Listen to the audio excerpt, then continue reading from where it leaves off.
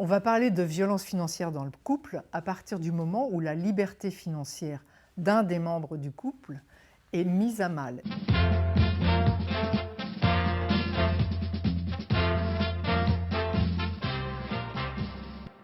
La privation d'autonomie financière, ça correspond à une emprise mise en place par l'autre qui va aboutir progressivement à l'appauvrissement de celui qui en est victime. Elle n'est pas toujours intentionnelle, du moins au début. Ça peut être par exemple parce qu'il y a un des membres du couple qui ne s'intéresse pas du tout au sujet financier, qui n'a pas parlé avec son compagnon, avec son partenaire, des sujets financiers, qui n'a pas parlé du budget familial, qui n'a pas parlé des rémunérations respectives de l'un et de l'autre, qui n'a pas parlé des projets d'investissement, du futur patrimonial.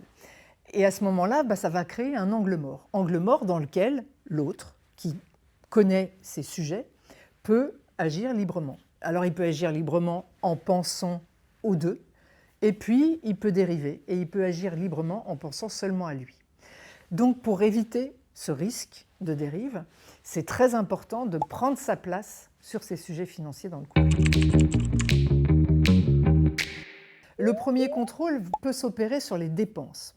Ça veut dire demander des comptes sur les dépenses qui sont faites, ou alors les limiter, ou même limiter les moyens de paiement qui sont mis à disposition, ou donner un budget spécifique. Ça, c'est le premier point.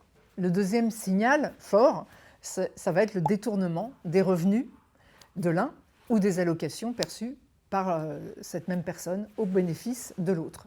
Le troisième signal, c'est le fait de vous faire signer sur un coin de table des engagements financiers comme un crédit qui va vous engager également, mais sans que vous ayez la possibilité de regarder vraiment de quoi il s'agit. Autre signal, c'est le fait de faire la déclaration d'impôt tout seul de son côté. Ça vous empêche de lire quels sont les revenus qui sont déclarés de votre côté et du sien.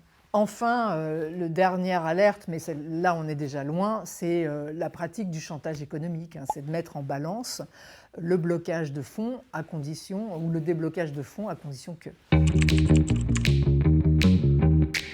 Il y a certaines solutions qu'il vaut mieux mettre en place dès le moment où on vit en couple, c'est parler d'argent ensemble, se mettre d'accord sur la répartition des dépenses, sur la répartition de l'épargne et sur les comptes qu'on a envie d'ouvrir. C'est important que vous ayez votre compte personnel.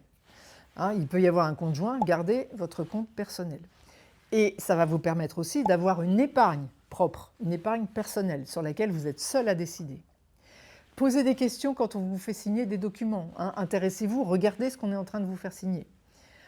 Vous êtes contribuable, vous avez accès à votre espace fiscal, à votre espace impôt.gouv personnel. Ça va vous permettre de regarder ce qui est fait sur la déclaration, de regarder quelles sont les rémunérations, quels sont les placements qui sont déclarés. Et si votre salaire a été détourné par l'autre, en fait, l'émetteur du virement, c'est votre employeur. Donc vous pouvez toujours aller voir votre employeur pour lui demander de changer le compte bancaire destinataire de votre salaire. Alors si vous relevez des alertes, c'est vrai que vous êtes dans une situation qui est difficile et la gérer toute seule, ça peut être difficile aussi parce que vous allez certainement rencontrer de la résistance. Surtout, faites-vous aider. Il y a énormément d'associations qui sont là pour accompagner les personnes qui sont victimes de violences financières parce que la violence financière, c'est une première manifestation de la violence conjugale. Tout d'abord, de parler d'argent le plus tôt possible dans le couple. Ensuite, c'est d'épargner pour soi-même. Surtout, écoutez-vous, dès les premières alertes, réagissez. Parce que si vous êtes mal à l'aise par la situation, elle ne va pas se redresser d'elle-même. En préservant votre autonomie financière, votre compte sera toujours bon.